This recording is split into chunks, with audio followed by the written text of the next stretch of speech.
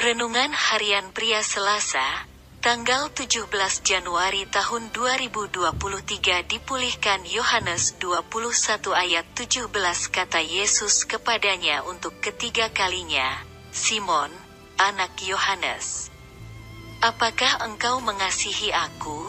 Maka sedih hati Petrus karena Yesus berkata untuk ketiga kalinya, apakah engkau mengasihi aku?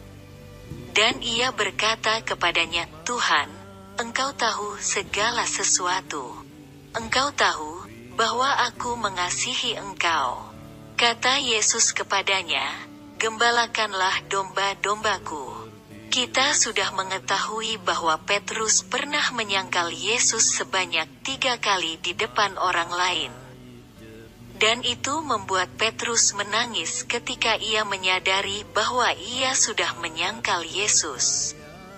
Dan pastinya sebagai manusia, Petrus merasa bersalah dan tidak layak menjadi seorang murid Yesus.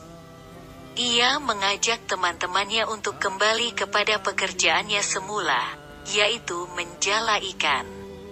Akan tetapi rencana Tuhan tidak akan pernah gagal terhadap kehidupan Petrus. Setelah Yesus bangkit, ia menemui Petrus dan memulihkan hatinya yang terluka, terintimidasi dan merasa tidak layak. Sebanyak 3 kali Yesus menanyakan kepada Petrus, apakah ia mengasihinya? Dan setiap kali pertanyaan Yesus itu dijawab oleh Petrus bahwa ia mengasihi Yesus. Mengapa Yesus perlu bertanya kepada Petrus sebanyak 3 kali? Bisa jadi karena Petrus sudah menyangkal Yesus sebanyak 3 kali. Kita tidak boleh terganggu dengan berapa banyak Yesus bertanya kepada Petrus. Yang harus kita yakini adalah kerinduan Yesus untuk memulihkan hati Petrus dari luka-lukanya, yang membuat ia merasa tidak layak dalam mengikuti Yesus.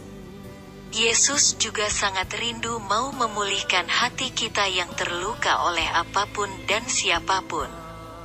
Itulah sebabnya jika hati kita terluka, datanglah kepadanya, maka kita akan mengalami pemulihannya.